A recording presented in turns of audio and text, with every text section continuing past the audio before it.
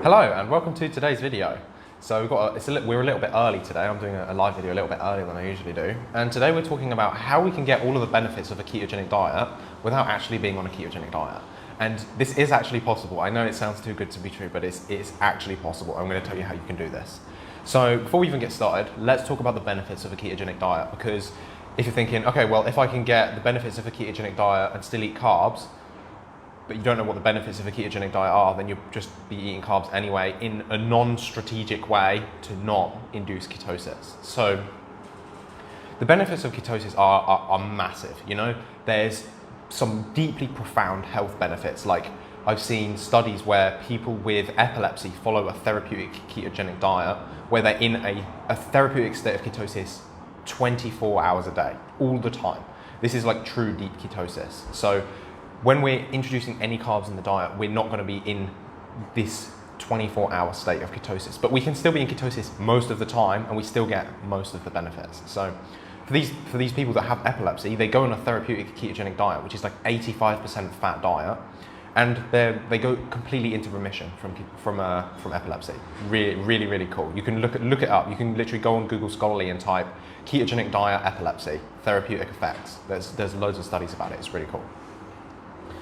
It really helps with fat burning. So this is one of the most common reasons that well, I suppose any diet gets promoted, because the state of ketosis is in essence a state of fat burning. So the body takes fats and turns them into ketones and burns them for fuel. So when you're in ketosis, you're in a state of fat burning, and this is sort of like a prerequisite to being able to burn your own body fat. If you're not in a ketogenic metabolic state, it's not possible for you to burn fat, because your body isn't turning your fat stores into ketones to be used as fuel. So this is sort of like the fundamental principle of all diets that cause you to lose weight, is you start using ketones for fuel, because then that's going to encourage your body to break down your body fat. But we can use it in this way. So in a ketogenic diet, you can still be in a calorie surplus, but your body is more than happy to tap into fat reserves. So that's one significant benefit is weight loss. Some of the other really cool benefits are things like increased physical and mental performance. So ketones have a really strong ability to improve your mental clarity. So the reason this is your brain doesn't really have a supply of nutrients.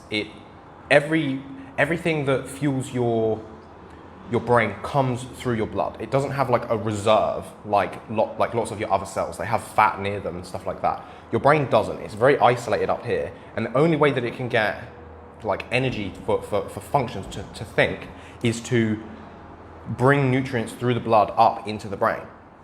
And if you're having blood sugar fluctuations where your blood sugars are going up and down, in one of these down spikes, your brain is going to be starved of energy, and it's going to cause brain fog and poor focus. And all you're going to be able to think about is food, and that's what encourages people to eat. So that's one of the reasons that the ketogenic diet works really well, is for weight loss, is you don't feel hungry all the time, because your brain has this constant supply of energy.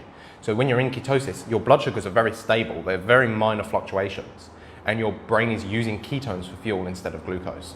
So the ketones are present in the blood all the time without fluctuation. Your liver is creating a constant supply of them out of consumed dietary fat or stored body fat, and you've got this zen-like mindset. This is one reason that when you do extended fasting, you feel so calm and centered, is because you're in a deep state of ketosis, because you're just burning your body fat reserves.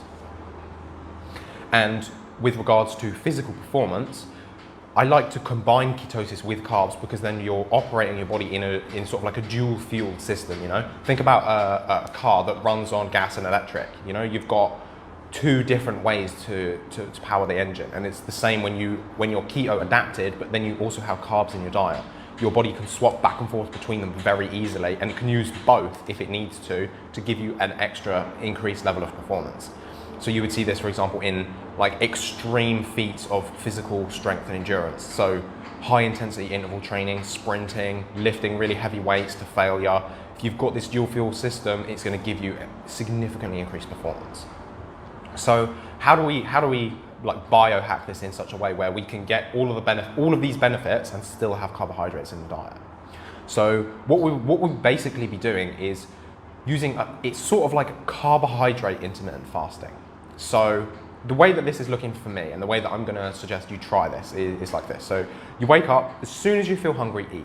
But make sure you're eating ketogenic diet. So you're eating very low carb. I don't like to limit things like tomatoes or like carbs in onions and things like that. Like, who cares? It's fine. It's not going to spike your blood sugar that much. It's a whole food. It's okay. You just want to be avoiding things like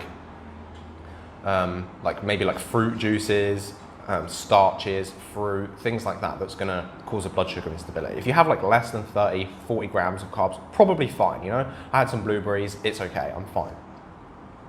So you want to have a breakfast, completely fill yourself up, you know, as much fat as you can possibly handle. You do not want to be hungry after this.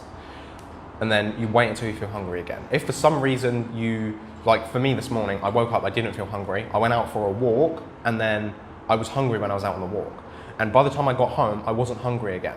If this happens, when you get home, you need to make sure you eat, because your body has already signaled to you that it needs food.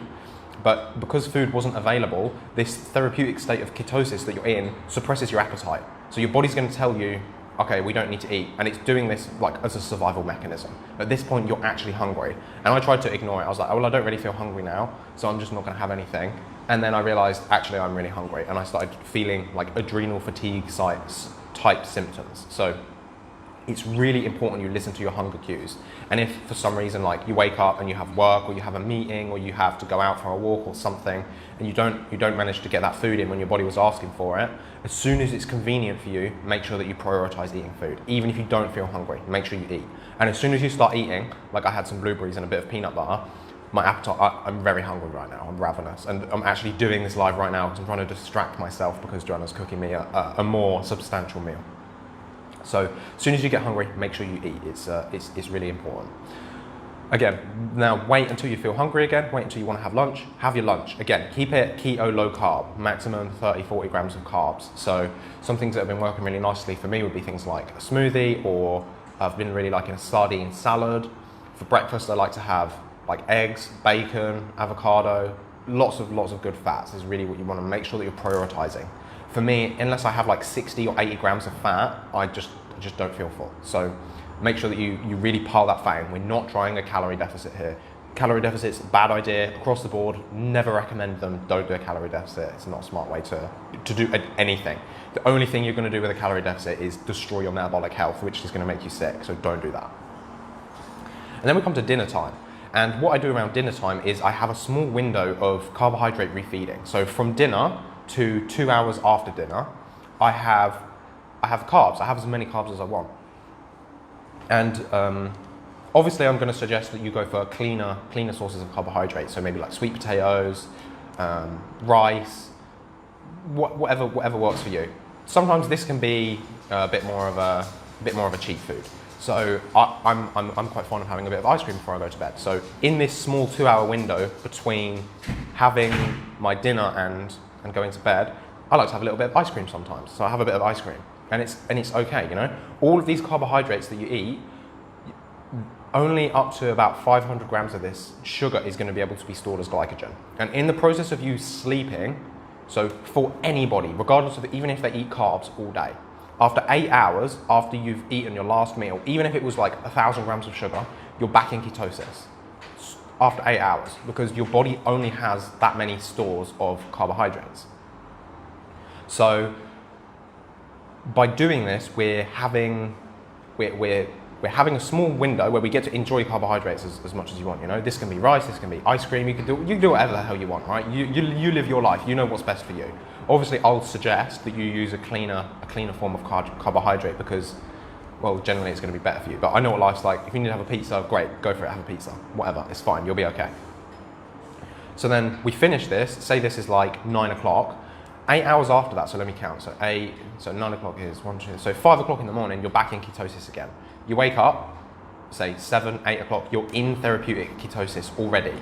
And then you stay in ketosis all the way through the day until that dinner time window, that 6 o'clock dinner time window. 7 o'clock dinner time window. And then you've got the 2 hours of carbohydrate refeeding. So you're basically in ketosis for the majority of the day. And we're only breaking ketosis at night, which is when you don't really need those benefits, you know, the improved mental clarity, the better blood sugar regulation, the better performance. You need that in the day.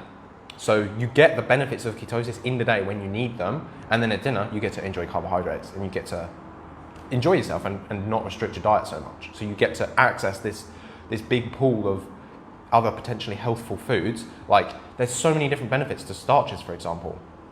You get a lot of like resistant starch in twice cooked potatoes, twice cooked rice, really good for the microbiome. Many cultures, many ancestral cultures have grains in their diet. Like, there are health benefits, but we have to use them responsibly. And the reason that grains become so demonized is because they're pulling us out of a ketogenic state all the time, and we don't get enough opportunity to be in ketosis. But when we use them this way, we're actually in ketosis more than we're not, to a huge degree, like 16 hours a day of ketosis, which is more than enough. And it will give you all of the benefits, the weight loss, the mental clarity, the improved energy, like all of the benefits that come alongside it, the health benefits as well. So you can play with this, you know. Sometimes it gets to lunchtime and I'm like, I need carbs now. I can feel it in my body, and it's especially been recently when it's really hot. It's been really hot at like 40 degrees.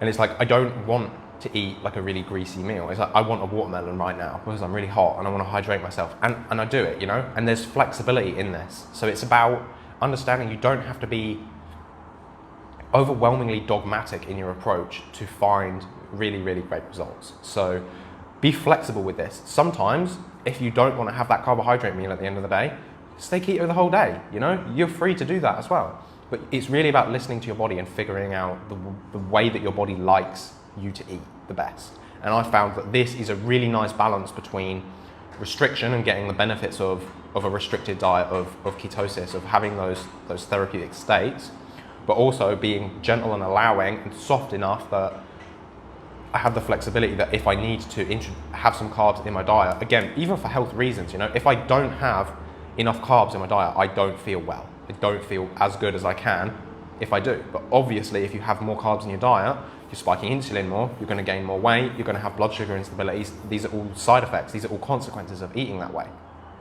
So by using this strategy, you get the best of both worlds and you avoid all of the negatives from both. So it's like you win from having carbs, you win from being in ketosis, and you don't get the blood sugar fluctuations, and you don't get the side effects of not having carbs in your diet. It's just win-win, you know? This is a more optimal way to eat. And this really reflects how we would have eaten ancestrally, which is we wouldn't have had access to carbohydrates all the time. Say you were traveling to a distant city, or you're going through the winter months. There's just no carbohydrates available. Grains don't grow. You don't have access to seasonal fruit. All you're eating is meat and fat and stored reserves. There's just really not that much else available. So this is moving back to moving more accurately closer to an ancestral model of how we used to eat. And that is where wellness is, because we don't need to reinvent the wheel. The wheel already exists.